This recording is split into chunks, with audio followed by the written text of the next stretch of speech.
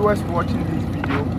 This is our locally built GOHFI Aircraft 1601. It was developed by a group of 4 gentlemen. I'm from the Air Force, and these are my counterparts. And that is Isaac, currently on controls. We have come here. This area you see is in Dome, Kwabenya Metropolis. We are trying to test our undercarriage system, starting, braking, and how the aircraft will fare when we are taxiing at high speed.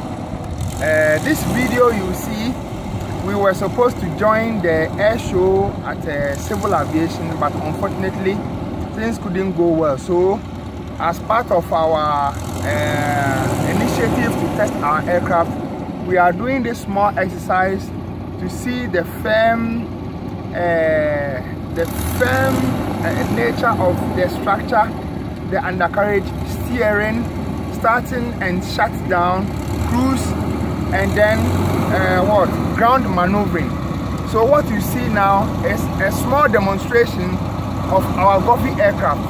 At another time, when we consider doing another test which is more superior than this, we will let you know. Thank you very much.